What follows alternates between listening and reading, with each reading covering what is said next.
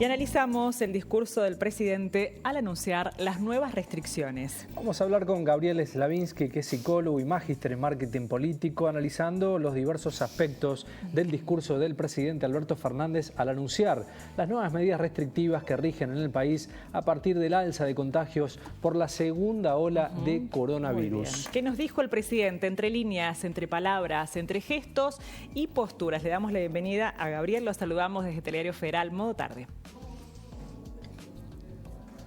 ¿Qué tal, Gabriel? Hola, Gabriel. ¿Cómo estás? Bienvenido.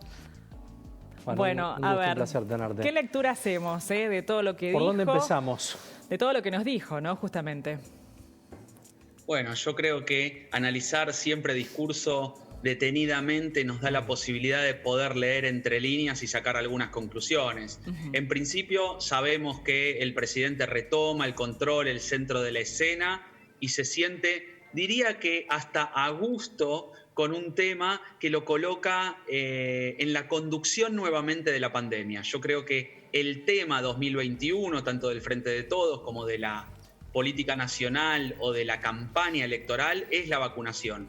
Pero al sumarse cuestiones que tienen que ver con restricciones, vuelve a colocar al presidente en el centro de la escena. Es como si tuviese una segunda oportunidad para liderar en los temas de la pandemia nuevamente. Gabriel, ¿cómo comunicar temas de pandemia desde la psicología? Imagino que la temática, el semblante, las palabras que debe usar para anunciar medidas restrictivas nuevamente en la Argentina, eso lo debe trabajar el equipo presidencial también, el cómo comunicar.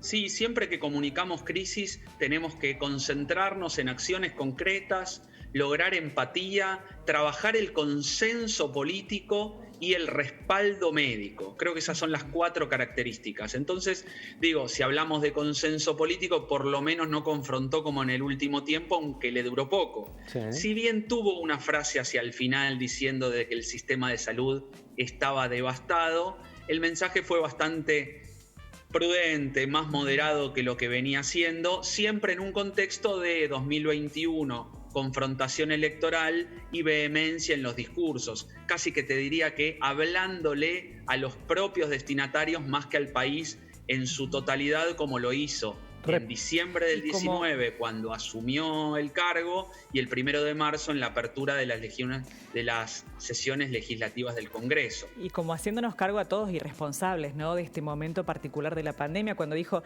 la pandemia lejos está de ser vencida, ¿no? Un cambio de postura realmente contundente a cómo se expresaba al comienzo de la pandemia, ¿no?, cuando parecía que estaba todo bajo control.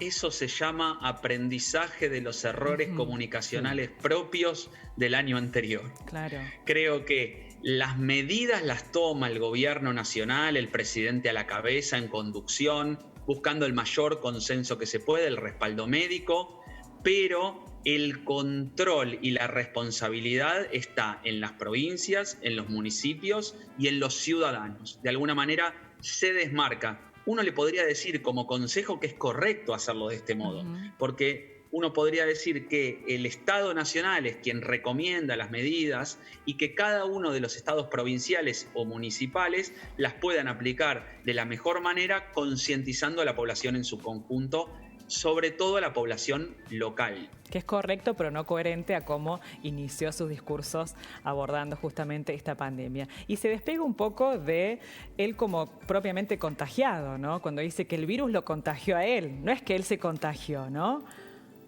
Exacto.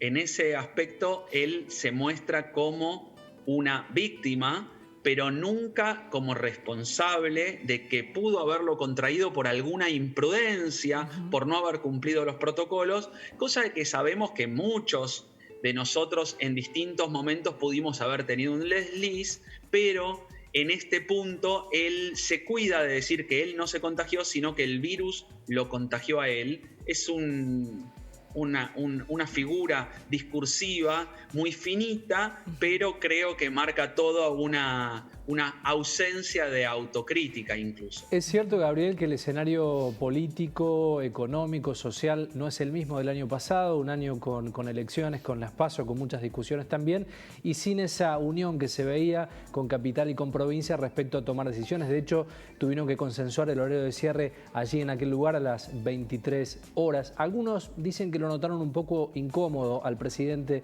en el discurso. ¿Cuál fue tu visión? Que la sensación es que hay cierta incomodidad en todo el escenario político, porque que gobierne un frente, una coalición de partidos, como es el Frente de Todos, y que la oposición sea un frente, una coalición de partidos, como es Juntos por el Cambio, hace que sea un total caos de entrelazamientos y tensiones cruzadas constantes. Las PASO, ¿a quién le conviene? ¿A quién no le conviene? Hay sectores del oficialismo que pretenden que las PASO se hagan y otros sectores que no. Lo mismo le pasa a la oposición, sectores que quieren que las PASO se hagan y otros que no. Entonces, cuando se buscan consensos, incluso esos consensos los hacen determinados dirigentes de un espacio y del otro. Por ejemplo, cuando Larreta tiene que acordar con el gobierno nacional, o el caso de Corrientes, Jujuy o Mendoza, en distintas variantes, pero que tienen que asumir la responsabilidad en sus provincias a la par que consensuar medidas con el gobierno nacional. El caso de Valdés, Gustavo Valdés, en Corrientes, fue paradigmático en el último tiempo. De hecho, el mensaje del presidente, nosotros estábamos en vivo en ese momento cuando se emitió el mensaje grabado del presidente respecto a interpretar el discurso con aquellos que estamos en el interior del país. Y respecto a los discursos de Alberto Fernández, ¿crees que son muy centralistas, que hablan estrictamente de capital, de provincia, de Buenos Aires? Porque cuesta interpretar, luego con el paso de las horas y la autonomía que le dio a cada gobernador, pudimos entender, pero no sabíamos del todo de estos lugares, claro, cómo interpretarlo el mensaje y qué lugares eran tocados con esta estructura de horarios y de restricciones. Un poco claro, ¿no? Sí. En las medidas para todo el territorio desde nacional. Acá, ¿no?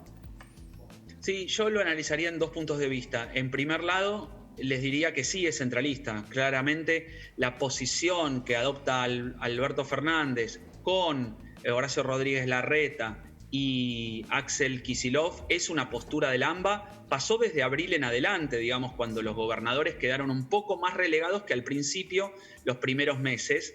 También hay que ver el otro aspecto, que es que sienten que la pandemia sale del AMBA e irradia al interior, con un crecimiento del 56% de los casos en esta zona del país, la más poblada de la Argentina. Ahora, eso no quita de que yo creo que le falta desde, no digo el primer día, pero desde el segundo mes hacia adelante, en los últimos 12, una interpretación y un trabajo mucho más federal. Creo que es necesario. También tengo que decirlo, me parece que es importante, de que esto de que el gobierno nacional intenta marcar medidas para que luego las adopten provincias y municipios, aunque sea a nivel federal, es un paso adelante necesario de hace tiempo, porque era irrisorio que en abril del año pasado o en mayo había ciudades de 100.000 habitantes que no tenían un caso ni siquiera y estaban cerradas totalmente, y si alguien llegaba a salir lo detenía la policía, y a nivel social era el quédate en casa. Claro. Entonces me parece que ese ajuste siempre es necesario, pueblo por pueblo, ciudad por ciudad, provincia por provincia. La decisión de grabar el discurso tiene que ver con una cuestión estratégica. Yo creo que es correcta la decisión de grabar el discurso, porque hay que tomar palabra por palabra y tiene que ser algo lo más corto posible. Justin Trudeau, presidente de Canadá, hizo un discurso de 1 minuto 48 segundos cuando anunciaría algo así como nuestra cuarentena con las medidas económicas.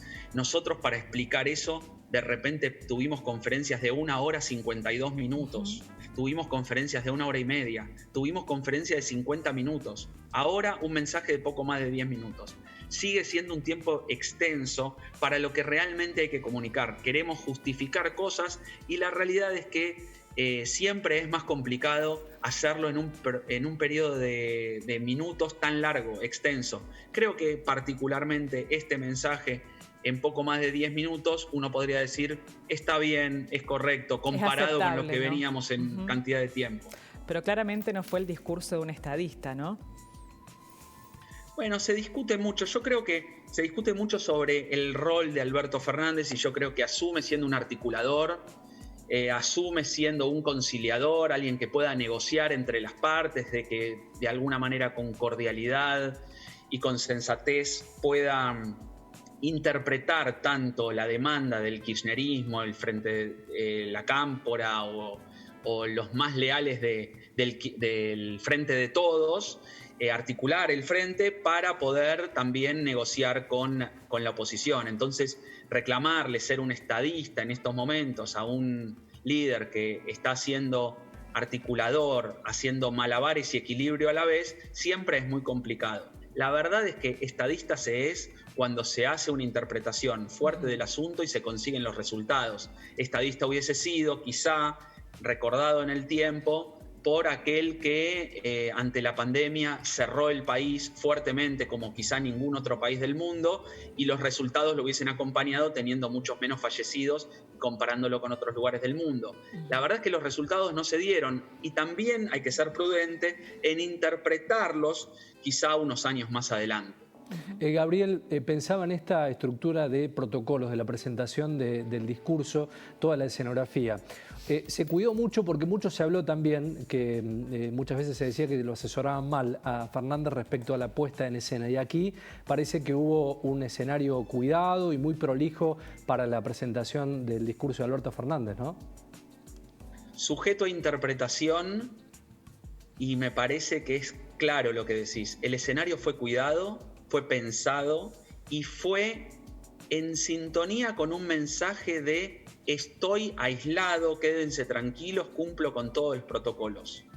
La cuestión sanitaria muy bien establecida, pero la cuestión política creo que se malinterpretó, se jugó una mala pasada, se vio a un presidente absolutamente solo, en una imagen que yo preferiría que no trascienda. Si trabajase en la comunicación presidencial, no lo hubiese hecho de esta manera. Quizá en el momento se pensó más en los protocolos que en la imagen política que se estaba dando de soledad y aislamiento. Más allá del escenario, ¿qué nos decían los gestos del propio presidente, Gabriel? Yo creo que el presidente, contagiado por el virus, ha cometido algunos errores en la forma de leer el teleprompter, de que su modo parecía más cansino, aunque reflexivo. No podría decir de que estuvo mal y cansado y desganado o abatido por la enfermedad. De ninguna manera no me animaría a decir esto. Pero sí es verdad de que estuvo un poco más, ¿cómo decirlo?, esquivo, como errando en algunas palabras, en algunas oraciones, y a pesar del escenario cuidado, también es verdad de que está atravesando una enfermedad y eso hay que entenderlo. Creo que sortió relativamente bien el momento, a pesar de que en la interpretación del contenido de las palabras creo que hay mucha tela por cortar. El desgaste político que se nota propio de una pandemia, no lo han resistido presidentes como Trump y demás, que bueno, parece que hace mucho más años que está en el gobierno, se nota, más allá de la situación que está atravesando de COVID, un desgaste, un cansancio importante y también sumado a una munición política muy virulenta, muy fuerte en esta última semana con la oposición, ¿no? Yo digo que articular el frente, saber del poder enorme que tiene su propia vicepresidenta, que la oposición consolida a un presidente saliente con el 41% de los votos, que hay un jefe de gobierno porteño opositor que es amigo o no tan amigo, pero que tiene alta aprobación popular, es mucho para cualquier ser humano. Entonces el desgaste natural de este presidente articulador, malabarista, y casi que les diría que mago tratando de hacer lo posible, claramente es desgastante. Si le sumamos que tiene COVID, que hay una pandemia mundial, que la economía, por supuesto que no levanta, será por lo que ellos llaman la pandemia macrista o porque la pandemia sanitaria, seguramente hay mucho desgaste. También hay que comprender esa situación general. Seguro. Muy bien, y el aspecto económico que estuvo totalmente ausente, ¿no? Sí, creo que se quedó en ese sentido sin las cartas que tenía en el mazo, tanto el ATP como el IFE principalmente. Hubo otras, uno podría decir dentro de unos años se hizo lo que se pudo, el primer año se pudo colaborar con el ATP y el IFE, el segundo la verdad que somos un país pobre que quisiésemos haber aportado más pero no se pudo, por lo tanto las medidas restrictivas no fueron tales. Creo que si en octubre la población ha sido vacunada,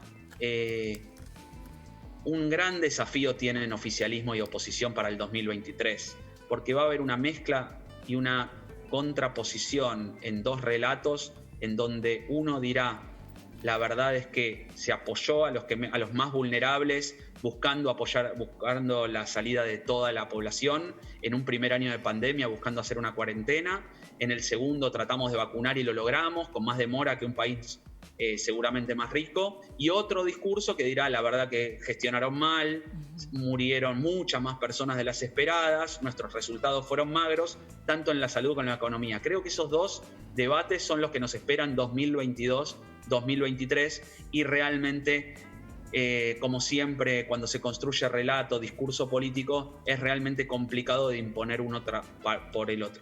Seguro. Gabriel Slavinski, muchísimas gracias por tu tiempo. Muy amable. Por favor, ha sido un placer. Saludos para todos. Igualmente, Saludos. hasta pronto.